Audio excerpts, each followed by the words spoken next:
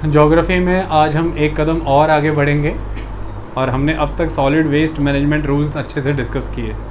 उसके रिलेटेड सभी कंसेप्ट्स भी हमने पढ़ लिए, biomethanisation, bio remediation, bio mining, gasification, pyrolysis, plasma gasification, incineration, combustions. उसके बाद हमने इलेक्ट्रॉनिक वेस्ट मैनेजमेंट के रूल्स पढ़े और आज हम प्लास्टिक वेस्ट मैनेजमेंट की तरफ बढ़ रहे हैं। This is very important topic और हम डिटेल में सभी चीज़ों को कवर करेंगे। चलिए स्टार्ट करते हैं। जब हम बात करते हैं प्लास्टिक की, सुखनिदान, प्लास्टिक क्या होता है पुत्र?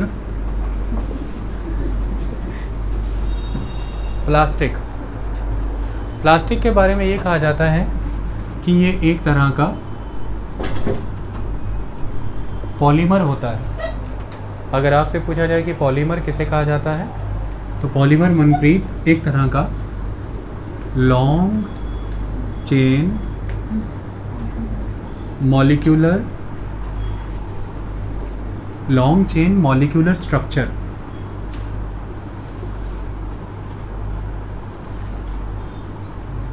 लॉन्ग चेन मॉलिक्यूलर स्ट्रक्चर को ही हम पॉलीमर कहते हैं। अब ये लॉन्ग चेन मॉलिक्यूलर स्ट्रक्चर में मॉलिक्यूल्स की बात हुई है। किन मॉलिक्यूलर स्ट्रक्चर्स की बात कर रहे हैं? कार्बन बेस्ड एटॉमिक स्ट्रक्चर की बात कर रहे हैं। तो कार्बन के एटम्स अपने आप को कंटिन्यूटी में एक रिपीटेड स्ट्रक्चर क्रिएट करते हुए एक लॉन्ग चेन बना देते हैं। इसी को पॉलीमर कहा जाता है। प्लास्टिक इसलिए कहा जाता है क्योंकि प्लास्टिक का मीनिंग होता है फ्लेक्सिबल। केवल यही प्लास्टिक, जो प्लास्टिक आप देखते हैं वो नहीं है, वो तो एक तरह का पॉलीथाइलीन है, पॉलीप्रोपाइलीन है। हम पॉलीथीन भी कहते हैं ना, पूरा नेम है पॉलीथाइलीन। प्लास्टिक कोई भी वो चीज़ हो सकती है जिसे हम फ्लेक्सिबल कहते हैं। अब से पहले बायोलॉजिकली डिराइव्ड मटेरियल से प्लास्टिक्स बनते थे, जैसे कि लेदर के बकेट्स जिनमें पानी रखा जाता था, जैसे कि वुड फ्लास्क या वुड वैट्स जिनमें वाइन या विस्की रखी जाती थी। They are also called plastics. तो प्लास्टिक मटेरियल किसी को भी कहा जाता है। अब वो जो प्लास्टिक मैंने जिक्र किए हैं वो हैं बायोलॉजिकली डिराइव्ड प्लास्टिक। मैं जिस प्लास्टिक की बात कर रहा हूँ, ये जो प्लास्टिक है ये है सिंथेटिक प्लास्टिक, क्योंकि इसका सिंथेसिस, इसका सृजन और निर्माण नेचुरली और नेचुरल प्रोडक्ट से नहीं होता। ये आप केमिकल प्रोसेसिंग के थ्रू करते हैं, इसलिए ये कृत्रिम है, ये सिंथेटिक है। ओके, तो सिंथेटिक प्लास्टिक की बात हो रही है। और सिंथेटिक प्लास्टिक की जब बात करें तो रॉ मटेरियल, आपको कार्बन एटम्स लेकर के उनका एक long chain molecular structure create करना है जिससे कि ये पॉलीमर आप बना पाएँ। इसके लिए ये कार्बन कहाँ से आएगा? हमें अवेलेबल हाइड्रोकार्बन्स में मैनिपुलेशन करनी है, और वो सोर्स ऑफ हाइड्रोकार्बन जो हमारे लिए होंगे वो होंगे क्रूड, द फॉसिल फ्यूल, यानी कि पेट्रोकेमिकल्स। तो जो हमारे पास पेट्रोकेमिकल्स जिनके माध्यम से आप पेट्रोल, डीजल, केरोसिन ये सब रिकवर करते हैं, उन्हीं से उन हाइड्रोकार्बन्स में मैनिपुलेशंस करके हम ये पॉलीमर्स क्रिएट करते हैं जिनसे हमारा सिंथेटिक प्लास्टिक बनता है। यानी कि आज की डेट में हमें जो प्लास्टिक बनाए जा रहे हैं ये सिंथेटिक इसलिए हैं क्योंकि इनके जो सोर्स ऑफ रॉ मटेरियल है वो नेचुरल नहीं है, वो बायोलॉजिकल नहीं है, वो एक तरह से क्रूड से क्रिएट किए जा रहे हैं with thermal and chemical procedures. Okay, अगर हम आज की डेट में बात करें तो हम डिस्कस किसकी कर रहे हैं? हम प्लास्टिक वेस्ट की डिस्कस कर रहे हैं। वेस्ट क्या होता है? वो प्लास्टिक जो अब अनवांटेड है, वो प्लास्टिक जिसकी अब कोई यूटिलिटी नहीं है, वो प्लास्टिक जो अपनी एंड ऑफ लाइफ साइकिल को पहुंच चुका है, ना तो अब रिसाइकल हो सकता है, ना एनर्जी क्रिएट की जा सकती है, ना फ्यूल बनाया जा सकता है। अल्टीमेटली उसे डंप साइट पे ही जाना है। इसे हम वेस्ट के तौर पर जानते हैं। ये इसलिए पॉल्यूशन कहलाता है क्योंकि ये एनवायरनमेंट में एयर, वाटर और सॉइल को बहुत ज़बरदस्त वे में कंटेमिनेट कर रहा है।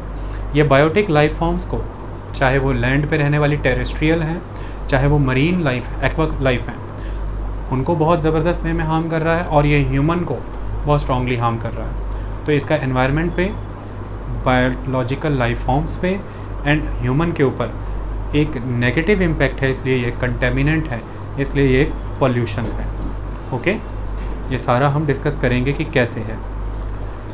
आज की डेट में अगर हम डाटा अवेलेबल कराएं और डाटा की बात करें तो भारत में इस समय कुल मिलाकर के एक डाटा आपके पास अवेलेबल है जिसे हम नेशनल प्लास्टिक स्ट्रक्चर के तौर पर या national structure of plastic report के तौर पर जानते हैं, जो फिक्की ने जारी की है।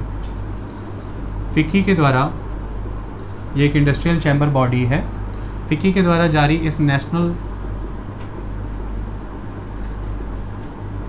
स्ट्रक्चर ऑफ प्लास्टिक रिपोर्ट से अगर देखा जाए तो भारत में लगभग अभी 16.5 मिलियन टन प्लास्टिक कंज्यूम किया जाता है। 16.5 मिलियन टन प्लास्टिक कंज्यूम किया जाता है। लेकिन अगर आप बात करें तो हमारे देश में वेस्ट कितना क्रिएट होता है, 2016 के डाटा की बात करें तो 1.6 मिलियन टन प्लास्टिक वेस्ट हम प्रोड्यूस करते हैं। 1.6 मिलियन टन प्लास्टिक वेस्ट को हम प्रोड्यूस करते हैं, ये एक इम्पॉर्टेंट एस्पेक्ट है। अब अगर ध्यान से देखें तो ये तो बहुत बड़ा करिश्मा हो गया।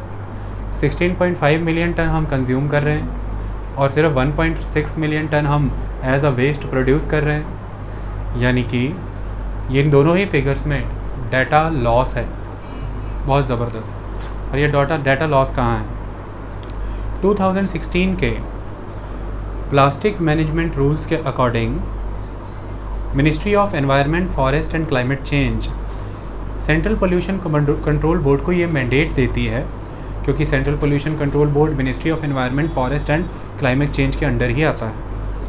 CPCB को ये मैंडेट है कि वो स्टेट गवर्नमेंट्स को एवरी ईयर 31 जुलाई तक रिपोर्ट्स फाइल करने के लिए जवाबदेह बना सकता है, और उन रिपोर्ट्स में स्टेट गवर्नमेंट्स को ये दायर करना है कि उनके स्टेट में कितना प्लास्टिक प्रोड्यूस हुआ, कितना प्लास्टिक कंज्यूम हुआ, कितना वेस्ट के तौर पे जनरेट हुआ, उसमें से कितना कलेक्ट होके, कितना कलेक्शन हुआ, कितना रिसाइकल हुआ, कितना डंप साइट्स में गया। ये सारी रिपोर्ट बना करके आपको प्रेजेंट करनी है। हमारे देश में 29 स्टेट्स एंड 7 यूनियन टेरिटरीज, केवल 14 स्टेट्स से ये डाटा कलेक्ट हुआ। रेस्ट स्टेट्स मतलब half of the country, 60% of the country ने ये रिपोर्ट सबमिट नहीं की। तो हमारे इन आंकड़ों में 60% आंकड़ा गायब है, इसलिए ये आंकड़ा उतना रियलिस्टिक नहीं है। लगातार सेंट्रल पोल्यूशन कंट्रोल बोर्ड के द्वारा राज्यों के ऊपर प्रेशर बनाया गया, लेकिन सीपी को कोई ऐसी अथॉरिटी नहीं है कि वो पेनलाइज कर सके स्टेट्स को और कोई अदर वे में आंसरेबल ठहरा सके। तो इसलिए CPCB ये कहता भी है कि मुझे एक कमज़ोर बॉडी के तौर पे खड़ा किया है। फाइनली 2018 में, अभी मार्च अप्रैल के महीनों में, 2019 में अभी मार्च अप्रैल के महीनों में सेंट्रल पोल्यूशन कंट्रोल बोर्ड ने नेशनल ग्रीन ट्राइब्यूनल NGT के पास ये प्ली लगाई कि आप राज्य सरकारों को प्रतिबद्धित कीजिए, बाउंड करें कि वो हमें सारी रिपोर्ट सबमिट करें। ऐसे में NGT ने जो स्टेट्स ने कंप्लाई नहीं किया, नॉन कंप्लायंस स्टेट्स को 1 करोड़ रुपए का जुर्माना लगाया है एवरी स्टेट, और ये कहा है कि आपको एवरी 31 जुलाई तक ये रिपोर्ट सबमिट करनी है। क्योंकि जब रिपोर्ट्स आपके पास अवेलेबल नहीं होंगी, आपके पास एक्यूरेट डाटा नहीं होगा, और जब आपके पास स्टैट्स ही नहीं है, स्टैटिस्टिक्स डाटा ही नहीं है, आप जो प्रोमिसेस करते हैं इंटरनेशनल फोरम्स में, इंटरनेशनल समिट्स और एग्रीमेंट्स में, आप उन प्रोमिसेस में कई तरह के वेस्ट प्रोडक्ट्स और आर्टिकल्स को फेज आउट करने की बात करते हैं, लेकिन जब आपके पास डाटा ही नहीं है कि वो प्रोडक्ट कितने अमाउंट में वेस्ट में है, कितना प्रोडक्शन में है, कितना कंजम्पशन साइकिल का पार्ट है, तो आप कमिटमेंट किस ग्राउंड पे करेंगे? International technology, international mitigation schemes और इंटरनेशनल प्रोजेक्ट्स का भागीदारी बनना है आपको। जब आपके पास डाटा ही अवेलेबल नहीं है तो आप मदद, फंड, टेक्नोलॉजी और प्रोजेक्ट में पार्टिसिपेशन कैसे कर सकते हैं, कैसे ले सकते हैं? अपने ही देश में आपने अपनी कंपनीज, प्रोड्यूसर, रिसाइकलर और डिसमेंटलर्स को आंसरेबल ठहराना है, उनसे रिपोर्ट्स लेनी है, उन रिपोर्ट्स की अप्रेजल तैयार करनी है। कैसे कर सकते हैं जब आपके पास डाटा ही नहीं, स्टैटिस्टिक्स ही नहीं? तो policy making, international collaborations, better scientific technological measures and good project reports, आपको डाटा अवेलेबल कराना बहुत ज़रूरी होता है। समझ आ रहा है? तो ये सब चीज़ें 60% डाटा ना मिल पाने की वजह से इस तरह के डाटा फिगर्स कलेक्ट हो रहे हैं। फिर भी अगर हम बात करें कि लगभग 16.5 मिलियन टन अगर हमारी कंट्री में कंज्यूम हो रहा है और उसमें से ये 16 लाख टन 1.6 लाख टन है ना, मिलियन टन को अगर लाख में हमारे देश में वेस्ट के तौर पर प्रोड्यूस हुआ है, इस 16 लाख टन में से भी हमारी कंट्री में सिर्फ और सिर्फ 5 लाख टन के अराउंड को ही ट्रीट करने की परमिशन और स्ट्रेंथ है। आई बात समझ में? और हमारी कंट्री में 70% रिसाइकलिंग इंडस्ट्री इनफॉर्मल सेक्टर में है जो प्लास्टिक रिसाइकलिंग से डील करती है। सिर्फ 30% ही है जो फॉर्मल सेक्टर है। ओके, इतनी बात क्लियर? अब हमने इस तरफ से चीज़ को समझा। दूसरे एस्पेक्ट पे समझते हैं। प्लास्टिक वेस्ट कितना बड़ा थ्रेट बना हुआ है इंटरनेशनल सोसाइटी के लिए। Ecology, environment, socio economic development, human health and environmental health के लिए वो यहाँ से समझ आता है कि एवरी ईयर 5 जून को वर्ल्ड एनवायरमेंटल डे मनाया जाता है। और वर्ल्ड एनवायरनमेंट डे 2018 का ग्लोबल होल्डर, ग्लोबल जो कि जिसने होल्ड कराया वर्ल्ड एनवायरनमेंट डे वो इंडिया था। और 2018 में इस वर्ल्ड एनवायरनमेंट डे की थीम थी बीट प्लास्टिक पॉल्यूशन। तो वर्ल्ड एनवायरनमेंट डे 2018 5 जून, थीम था बीट प्लास्टिक पॉल्यूशन। ये एक बात है। इस दौरान प्लेज किया था इंडिया ने एज अ मेजबान country, as a host country, क्योंकि ग्लोबल होस्ट था इंडिया उस टाइम पर वर्ल्ड एनवायरनमेंट डे का। As a host country India का प्लेज ये था कि वो 2022 तक सिंगल यूज़ प्लास्टिक जिसका कि इसके बाद कोई एक बार यूज़ होने के बाद कोई यूज़ नहीं, उसे 2022 तक फेज़ आउट कर देगा। सिंगल यूज़ प्लास्टिक को 2022 तक फेज़ आउट कर देगा। इसी प्रतिज्ञा को दोबारा रिपीट किया इंडिया ने अभी मई 2019, African continent, country Kenya, capital Nairobi में United Nation environment assembly meeting हुई। ये 170 देशों की 170 मेंबर कंट्रीज़ की यूनाइटेड नेशन की बहुत एपेक्स बॉडी है एनवायरनमेंट के रिलेटेड।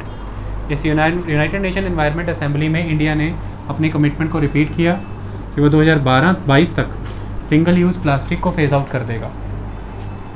टारगेट अनअचीवेबल थे इतने कम समय में, डेट बाद में एक्सटेंड की गई, 2025 तक रखा गया। अभी भी कुछ जानकार कहते हैं कि ये लॉजिकल टारगेट रखा है क्योंकि मेजॉरिटी ऑफ द कंट्री जो इंडिया की लेवल की हैं उन्होंने टारगेट 2030 रखा है। उन्होंने कहा हम 2030 तक फेज आउट करेंगे। ये कमिटमेंट्स हैं इंडिया के इंटरनेशनली। इंडिया इन कमिटमेंट्स को पूरा करने के लिए कटिबद्ध है, यानी कि कमिटेड है, उसे करना पड़ेगा। ऐसे में क्यों ये टारगेट्स रखे जा रहे हैं? क्या ऑब्जर्व हो रहा है हमें? इंडिया, अरेबियन सी,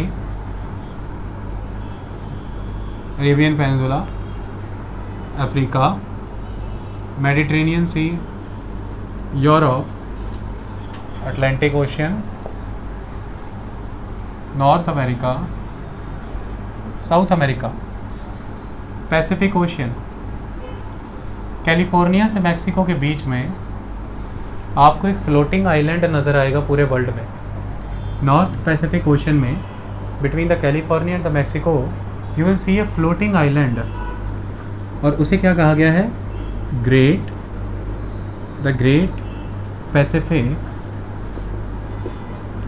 गार्बेज पिंच, यानी कि ये कोई आइलैंड नहीं है, ये फ्लोट करता हुआ 600 स्क्वायर किलोमीटर का प्लास्टिक का जखीरा है।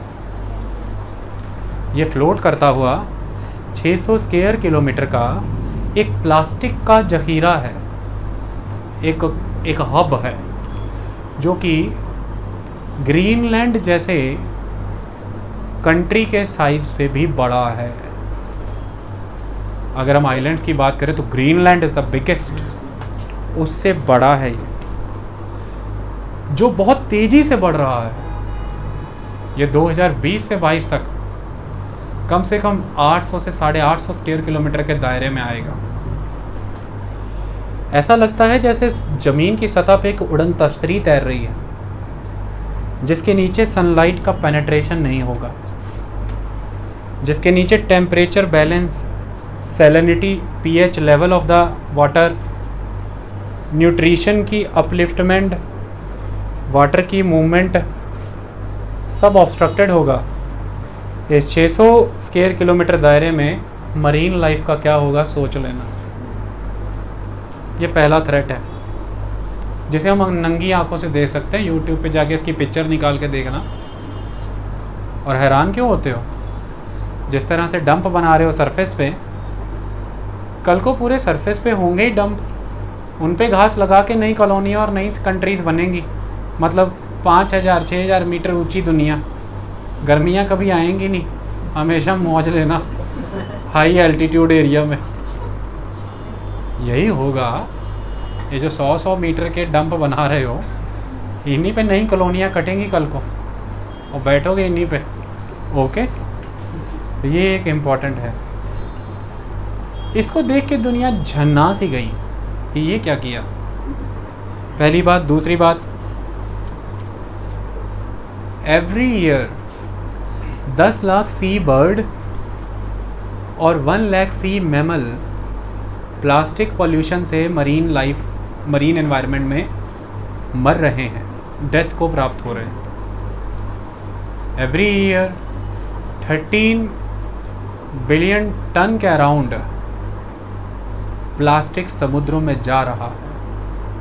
कुल मिलाकर के आज जितना भी प्लास्टिक का वेस्ट में डिस्कार्ड करते हैं, वो स्प्लैश वाटर यानी कि बरसात के पानी के बहाव में सड़कों के किनारे है या किसी डंप साइट में है, वो रिवर ड्रेनेज, वो कनाल का या सीवरेज सिस्टम का पार्ट बन के एट द एंड रिवर के वाया समुद्र में एंटर होता है।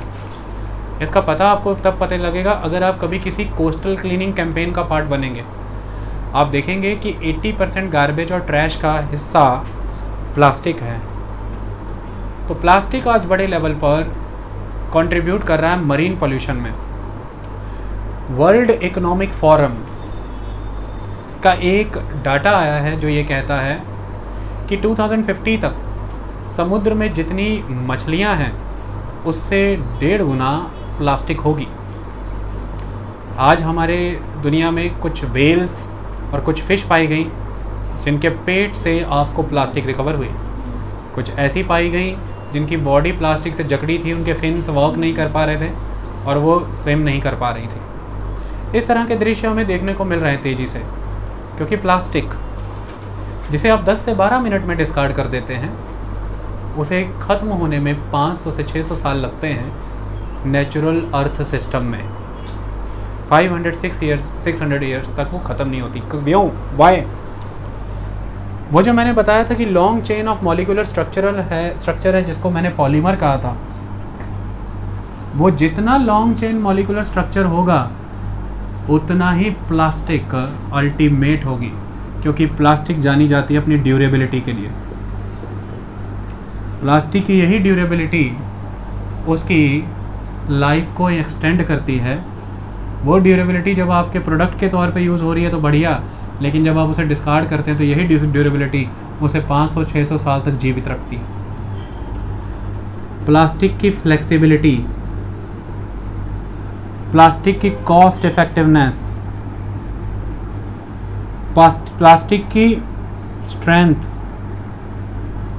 प्लास्टिक का inert character, durability, flexibility, cost effectiveness, strength, inert, इन सारी कंडीशंस की वजह से आप प्लास्टिक को as compare to other material prefer करते हो।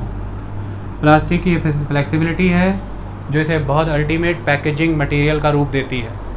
आप छोटे से पेन से लेकर के एक पूरे के पूरे कार्गो शिप को प्लास्टिक में लेमिनेट कर सकते हैं, प्लास्टिक में रैप कर सकते हैं, प्लास्टिक में कवर कर सकते हैं। कोई बंदिश नहीं है, कोई अड़चन या रुकावट नहीं। क्यों? क्योंकि उसे कुछ होगा ही नहीं, क्योंकि वो इनर्ट है। जो मटेरियल नॉन रिएक्टिव है, जो इनर्ट है, वो ख़त्म कैसे होगा? लेकिन प्लास्टिक के ये केमिकल्स इनमें कई तरह के रंग किए होते हैं। अगर आप एक रेड कलर के पैकेट को थोड़ी देर धूप में रखें कुछ दिनों के लिए, आप देखेंगे कि उसका कलर फेड हो जाएगा।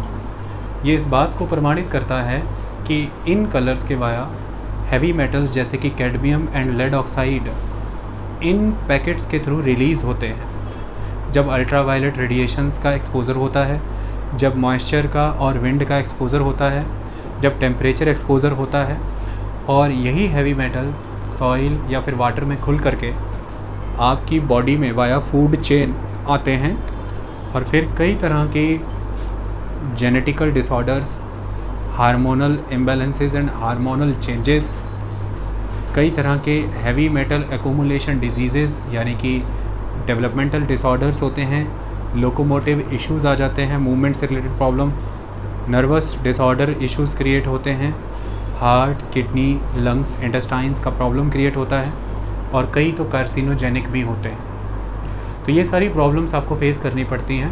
हमने एक एक डिज़ीज़, एक एक हैवी मेटल से जोड़ के डिटेल में करवाई हुई है। हमारे पास्ट लेक्चर्स को जा कर के सुनिए आप लोग, ठीक है? तो अब हम इस एस्पेक्ट से अगर आगे बढ़ें तो क्या है हमारे सामने आज की डेट में एक एस्पेक्ट, क्यों हमें प्लास्टिक वेस्ट को इतना सीरियसली लेना चाहिए? देखिए, आप सभी जानते हैं कि ओशियंस का पूरे वर्ल्ड पे बहुत स्ट्रॉन्ग इम्पैक्ट है। ना क्लाइमेट, सिर्फ क्लाइमेट के एस्पेक्ट से नहीं कि ओशियन से इवेपोरेशन होती है तो क्लाउड फॉर्मेशन होते हैं और उन्हीं क्लाउड्स के वाया फ्रेश वाटर मिलता है पूरे वर्ल्ड को। बहुत इम्पॉर्टेंट एस्पेक्ट इस माध्यम से भी है कि जो मरीन लाइफ फॉर्म है, वो मरीन लाइफ फॉर्म पे बहुत बड़ी दुनिया का न्यूट्रिशन वैल्यू टिकी हुई, उस पर कोस्टल इकोनॉमी टिकी हुई है पूरी तरह से। तो कोस्टल इकोनॉमी जो कि मोस्टली डेवलपिंग कंट्री में वो सेक्शन है जो सोशियो इकोनॉमिकली डिप्राइव्ड है। न्यूट्रिशन की सस्ते सोर्सेज जो मरीन फूड से होता है। Another important aspect, we are having shrinking land. ऐसे में आप अपने फूड की और न्यूट्रिशन को अल्टरनेट मरीन फूड से ही, एक्वा कल्चर से, इन तरह के प्रोडक्ट से ही कर सकते हैं। अगला, इंटरनेशनल ट्रेड। भारत का 98% ट्रेड बाय वैल्यू ये इसी के माध्यम से होता है, ओशियंस। सो ओशियंस की पीएच वैल्यू, ओशियन की density, salinity, marine lifes, coral reefs, ocean currents, waves, tides, they are very important for you people. चाहे वो ट्रांसपोर्टेशन हो, चाहे कोस्टल इकोनॉमी हो, चाहे फूड सिक्योरिटी का इशू हो, चाहे पूरा का पूरा इकोसिस्टम सर्विसेज के रिलेटेड जुड़ी हुई कहानी हो।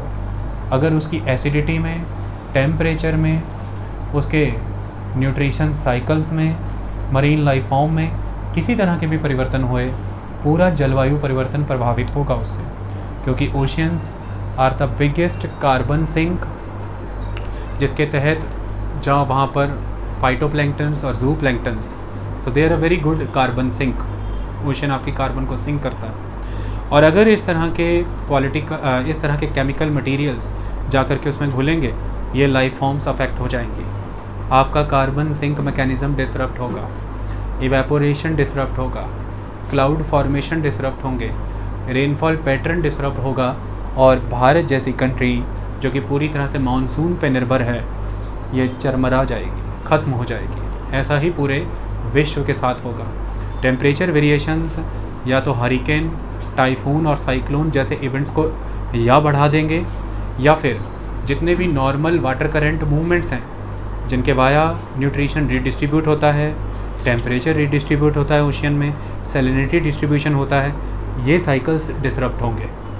अगर ओशियन की वेव्स में, ओशियन की टाइड्स में और करेंट्स में कोई डिसरप्शन आई due to the natural chemical physical characteristics, तो पूरा का पूरा oceanic ecosystem and connected with that the land ecosystem बर्बाद हो जाएगा।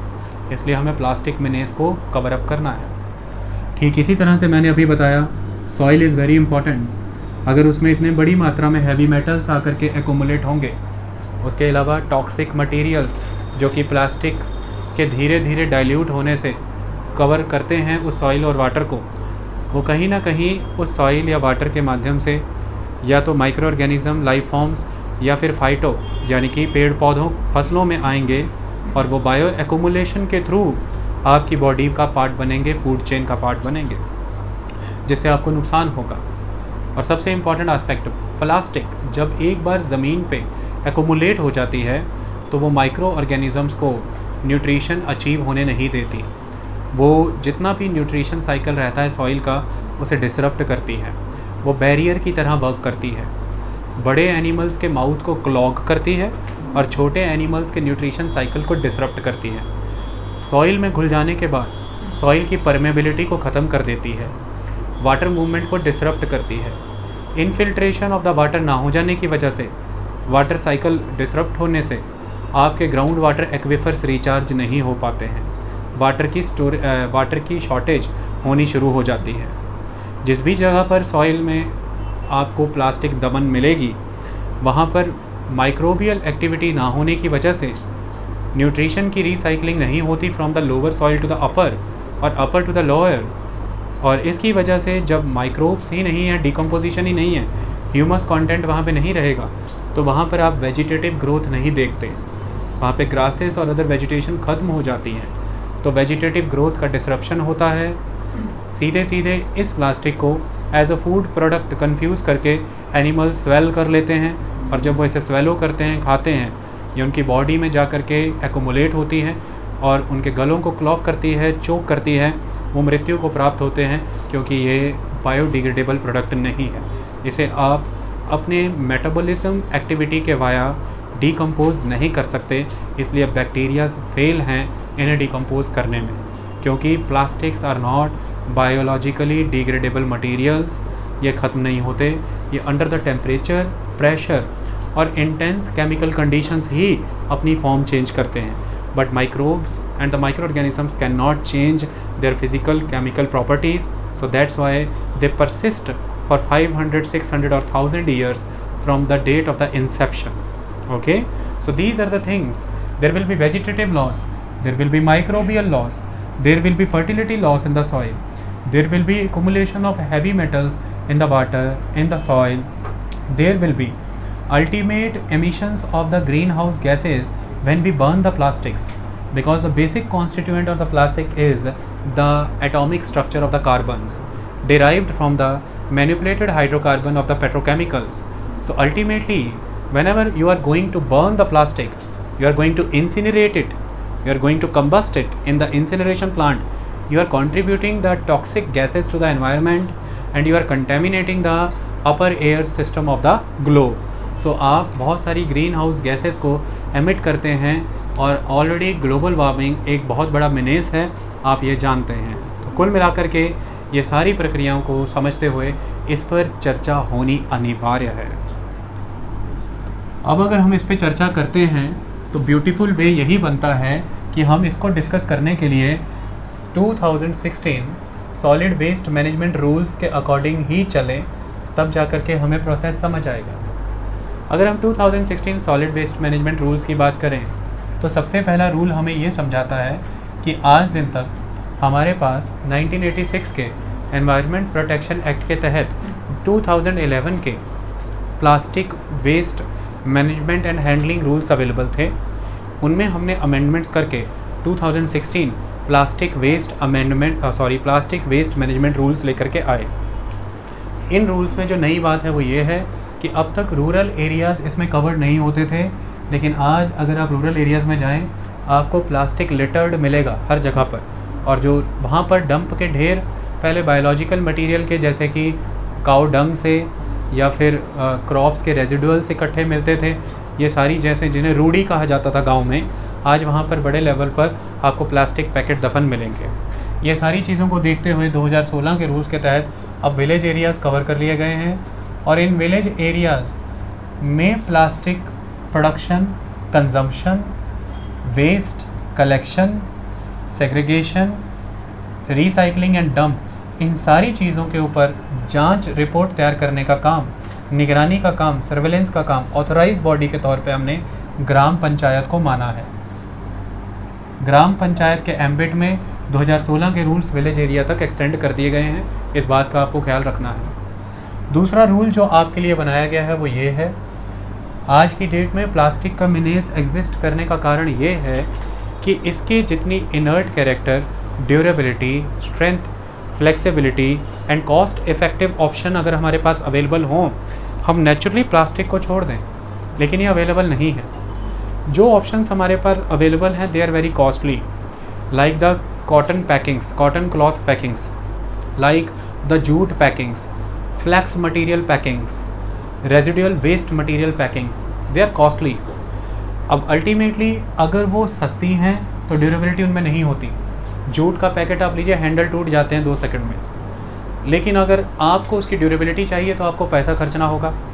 वो तब उसमें ड्यूरेबिलिटी आएगी, उस पर पैसा आप तब खर्चेंगे अगर alternative source of that jute packet या तो उसकी कीमत का हो या उससे महंगा हो। अगर alternative source of the jute यानी कि प्लास्टिक बहुत सस्ता होगा तो वेंडर यानी कि दुकानदार कभी भी जूट पैकेट ना बेच के प्लास्टिक ही बेचेगा, क्योंकि बीइंग अ डेवलपिंग कंट्री अभी बिहेवियरल चेंज इतना नहीं हुआ है कि लोग सोसाइटी के प्रति अपनी सेंसिबिलिटी को, नेशन के प्रति अपने कंट्रीब्यूशन को समझ करके दुकानों पर वो जूट पैकेट्स रखने शुरू कर दें जो उन्हें चाहे 2 रुपये महंगा पड़ रहा है, लेकिन अभी उनके अंदर पर्यावरण को लेकर के वो जागृति नहीं है।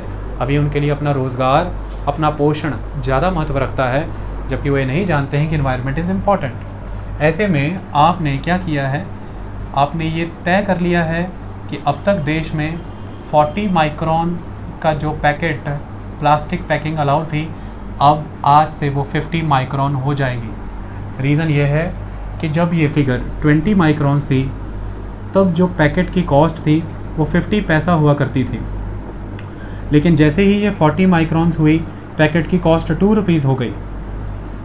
देखिए 20 माइक्रोन ही बढ़ने से पैकेट की कॉस्ट कितनी गुना बढ़ गई, और जैसे ही आप इसे 50 माइक्रोन्स कर देंगे पैकेट की कॉस्ट बहुत आराम से ₹4 या 4.50 तक चली जाएगी, और जैसे ही ये 4-4.5 रुपये का चला जाएगा तो इसी रेंज में अच्छे ड्यूरेबल जूट पैकेट्स भी फिर अवेलेबल हो जाते हैं। तो वेंडर और पीपल धीरे धीरे इसे डिस्कार्ड करना शुरू कर देंगे, क्योंकि ज़्यादा थिक प्लास्टिक स्टैंडर्ड होने की वजह से फिर वो प्लास्टिक महंगा होगा। पहली बात, लोग इसको लेकर के डीमोरलाइज होंगे और वो इसका यूजेज घटाएंगे। सेकंड, प्लास्टिक जितना थिक होता है उसकी रिसाइकलेबिलिटी उतनी बेस्ट होती है, प्लास्टिक जितना थिन होता है उसकी यूजेबिलिटी उतनी रिड्यूस्ड होती है, और हमें वर्ल्ड लेवल पर जिसे मैंने सिंगल यूज़ प्लास्टिक कहा था उसे थिन प्लास्टिक से भी जाना जाता है, और हमें वर्ल्ड लेवल पर इस थिन प्लास्टिक से मुक्ति चाहिए जो बहुत ही थिन है। आपने दुकानों पर वो हल्के गुलाबी रंग के चाइनीज़ लिफाफे देखे होंगे, एकदम पतले, लेकिन कितना ही मटेरियल डाल के टांग लो मोटरसाइकिल से, फटने का नाम ही नहीं लेते, ख़त्म होने का दम ही नहीं लेते, लेकिन वो थिनेस्ट और सबसे घातक प्लास्टिक पैकेट्स हैं, वो कभी ख़त्म नहीं होते पर्यावरण से, ना डिग्रेड हो पाते हैं, और उनकी रिसाइकलेबिलिटी नहीं है, इसलिए कूड़े के ढेर पे केवल वही मिलते हैं क्योंकि उन्हें यूज़ नहीं किया जा सकता। लेकिन अगर आप आज की डेट में देखें, नीले रंग की एक स्टैंप रहेगी लिफाफे पे पूरी, उसमें माइक्रोन्स और उसमें कीमत लिखी रहेगी, वो थोड़ा हेज़ी सा रहेगा, ब्लू, ग्रे या वाइट कलर का, वो थिक प्लास्टिक होगा, उसकी नॉर्मल शेप मेंटेन रहेगी, अगर आप उसमें बिना कुछ डाले भी उसे टेबल पे रख दें, उसकी रिसाइकलेबिलिटी है, वो बेटर वे में दोबारा यूज़ हो सकता है, उससे आप फिर से मटेरियल डिराइव कर सकते हैं, और वो महंगा भी है, इसलिए लोग उसे नहीं भी खरीदेंगे। ये अप्रोच अपनाई गई है 2016 के कानून में। 2016 के कानून में से है एक्सटेंडेड प्रोड्यूसर रिस्पॉन्सिबिलिटी का कंसेप्ट इलेक्ट्रॉनिक वेस्ट के आगे आके इसमें भी इंड्यूस किया गया है। अगर हम यहाँ पर एक्सटेंडेड प्रोड्यूसर रिस्पॉन्सिबिलिटी की बात करें तो सबसे पहले तो डेफिनेशन को एक्सटेंड कर दिया गया है। फिर से वही बात, manufacturer, producer, importer, user, recycler, dismantler, reprocessor और रीपर्पज़र, जो रीपर्पज़ करते हैं, everybody is included into the producer category in the EPR system, extended producer responsibility. When you are talking about the extended producer responsibility, इसमें यह तय किया गया है, इसमें इलेक्ट्रॉनिक वेस्ट की तरह एक लूप होल के अगेंस्ट जाके एक लूप होल छोड़ा गया है। उसमें ये कहा गया था आप जितना मार्केट शेयर रखते हैं प्रोड्यूस करके उसका 20% फर्स्ट ईयर में, देन सक्सेसिवली 10%। इसमें कोई टारगेट नहीं दिया गया है, लेकिन ये कहा गया है कि एक्सटेंडेड प्रोड्यूसर रिस्पॉन्सिबिलिटी है, आप जितना प्रोड्यूस करते हैं उतना आपको टेक बैक करना है, आपको कलेक्ट बैक करना है। इसके लिए आपको अर्बन लोकल बॉडीज़ के साथ आके कोलैबोरेट करना है। ऑलरेडी अवेलेबल ULBs यानी कि अर्बन लोकल बॉडी का कलेक्शन मैकेनिज़्म को आप यूज़ करेंगे, या आप उसके साथ मिलकर के एक नया कलेक्शन मैकेनिज़्म प्रिपेयर करेंगे, जिसके तहत सारा का सारा जो आपका प्रोडक्शन था वो एंड ऑफ लाइफ साइकिल पे पहुंचने तक आपकी जिम्मेदारी रहेगी कि आप उन्हें सस्टेनेबल वे में रिसाइकल या डंप या डिसमेंटल कराएं। इसके लिए आपको इनके साथ आकर के मिलना होगा। प्रश्न ये उत्पन्न होता है कि कंपनियां ये EPR सिस्टम लागू कैसे करेंगी। उसके लिए कई तरह के सवाल हैं, कई तरह के जवाब हैं। कंपनियों ने इसके लिए वही प्रोड्यूसर रिस्पॉन्सिबिलिटी ऑर्गेनाइजेशंस PROs के साथ डील की। हमारे देश में और वर्ल्ड लेवल पर बहुत बेस्ट एक्सपेरिमेंट्स दिखते हैं प्रोड्यूसर रिस्पॉन्सिबिलिटी ऑर्गेनाइजेशंस के।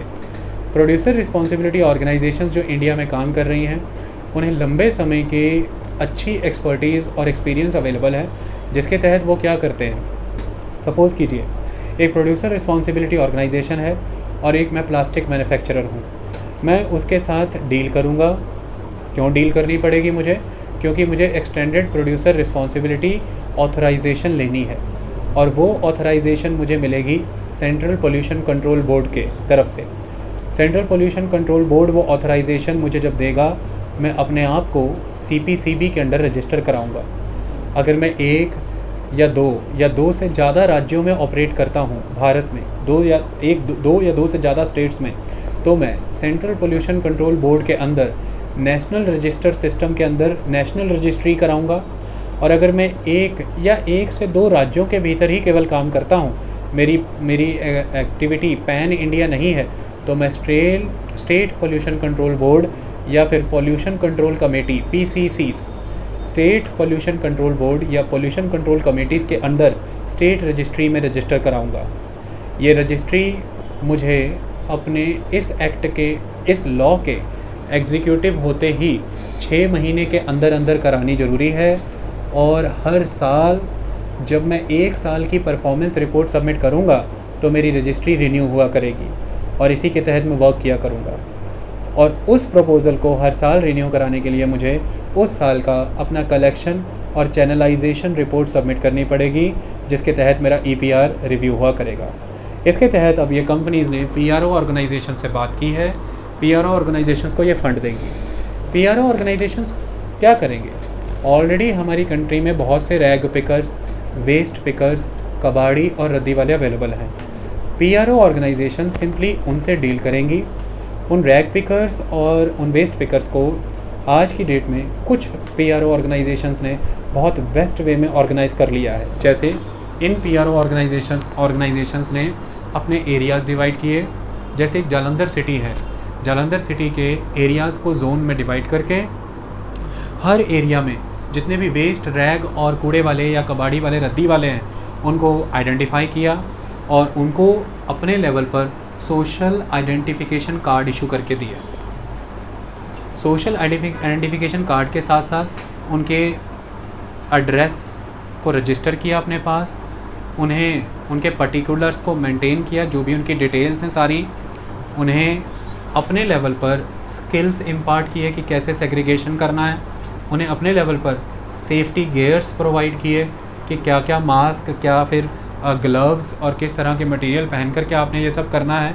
और उन्हें बताया गया कि इन्हें आपको किन सेंटर्स में जाके ड्रॉप करना है और वहाँ से फिर ये मेन कलेक्शन सेंटर में आएंगे और इस मेन कलेक्शन सेंटर से फिर ये ऑथराइज्ड रिसाइकलर के पास पहुँच जाएंगे और जो भी कोई कंपनी ने उस पीआरओ को होल्ड किया है वो कंपनी उसे अपनी प्रोडक्ट स्पेसिफिकेशन मेंशन करेगी, चाहे वो कंपनी बॉटल्स बनाती है, चाहे वो कंपनी पॉलीपैक्स बनाती है, पैकेट्स बनाती है, कंप्यूटर असेंबलीज़ हैं, टूथब्रश हैं, मार्कर्स हैं, बोर्ड्स हैं, any kind of plastic material, वो अपना प्रोडक्ट स्पेसिफाई करेंगी।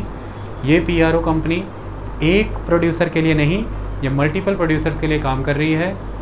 जो भी मटेरियल कलेक्ट होगा उसे कलेक्शन सेंटर पे प्रोड्यूसर कंपनी की दी हुई स्पेसिफिकेशन के अकॉर्डिंग उस प्रोड्यूसर कंपनी के खाते में फिर डाल दिया जाएगा कि आपका इतना सर्कुलेटेड वेस्ट हमने कलेक्ट आपके नाम पे कर दिया है और ये है अब आपकी EPR extended producer responsibility report. और अब हम इसे रिसाइकलर के पास कंट्रीब्यूट करने जा रहे हैं और उससे हम रिसीव करके आपको सबमिट कर देंगे, जिसे आप आगे जा कर के CPCB या SPCB state central pollution control board या स्टेट पोल्यूशन कंट्रोल बोर्ड को सबमिट कर देंगे।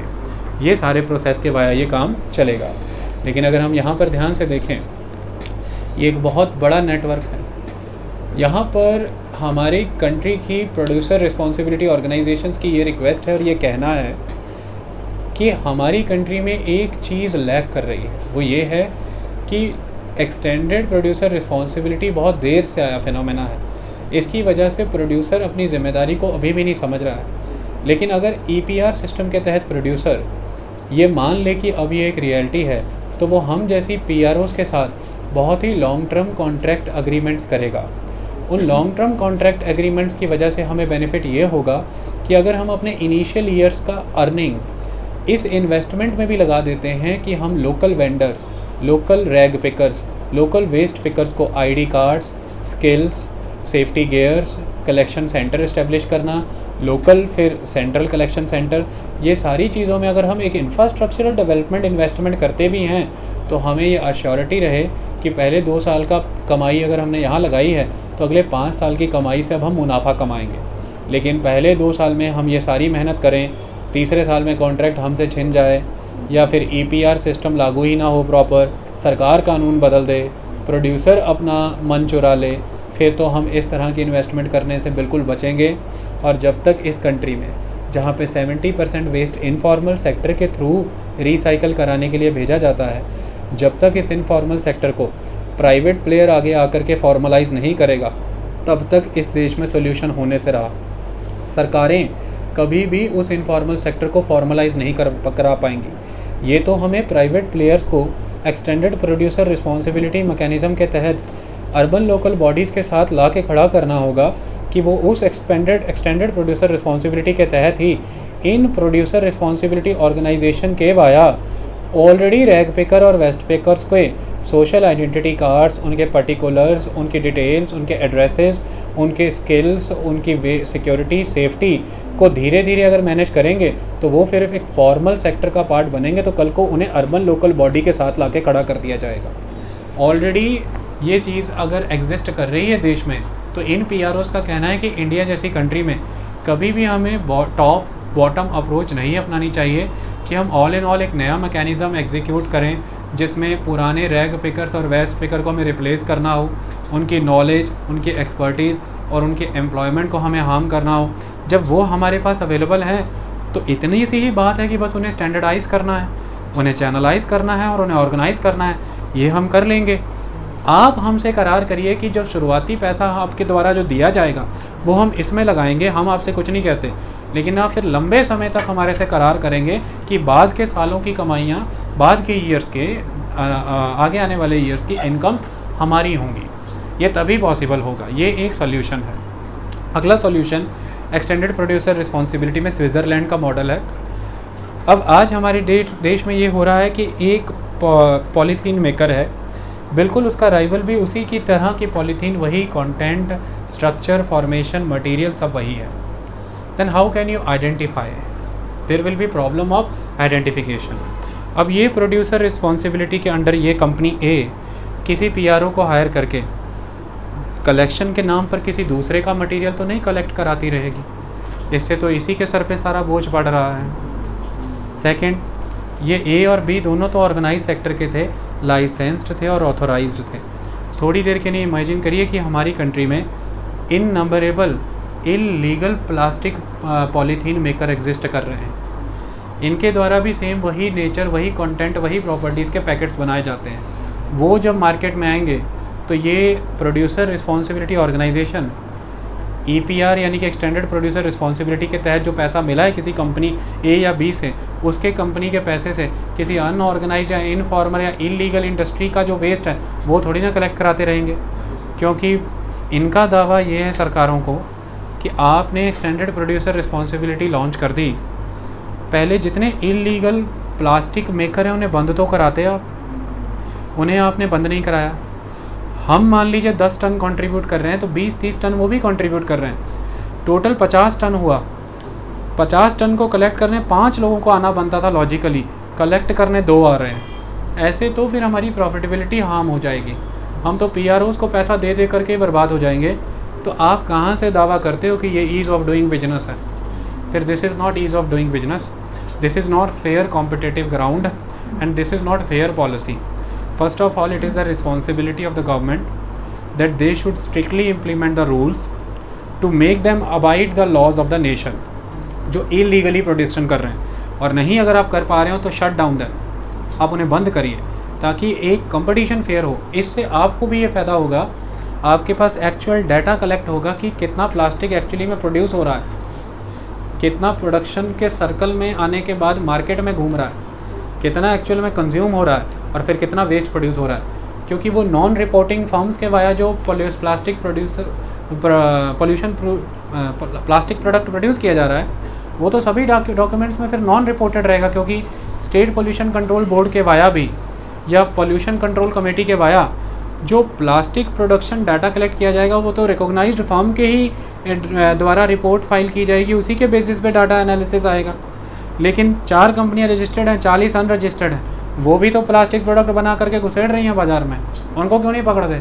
उनको नहीं पकड़ोगे तो policy making, actual amount of the plastic consumption, actual amount of the disposal, actual amount of the waste ही नहीं पता है तो फिर ऐसे कैसे पता लगेगा कि कितना रिसाइकलर के पास जा रहा है, कितना डंप में जा रहा है, हमारे टारगेट्स कितने जेन्युइन हैं, कितने नहीं हैं। ये सारी बातें हैं। तो इसके लिए माना गया है कि भाई एक चीज़ को तो करेक्ट किया जा सकता है कि जो रिप्लिकेशन है कि ए और बी दोनों सेम प्रोडक्ट बना रहे हैं, ऐसे में PROs के लिए डिफ़िकल्ट है दोनों के प्रोडक्ट्स को सेग्रीगेट करके दोनों के लिए इन्वेंट्री मेंटेन करना। It is a very cumbersome task. तो ये कहा गया है कि जोग्राफिकली आप जैसे इंडिया में नॉर्थ साउथ ईस्ट वेस्ट कर लो, नॉर्थ की प्लास्टिक मेकिंग, साउथ की प्लास्टिक मेकिंग, ईस्ट की और वेस्ट की, और जोग्राफिकली डिवाइड करने के बाद फिर आप area wise, region wise zone बना लो, north west zone, north zone, west zone, north east zone, east zone, south east zone, और एक जोन के सभी सिमिलर प्रोडक्ट मेकर अपने लेवल पर एक PRO हायर करिए और उस PRO के बेसिस पर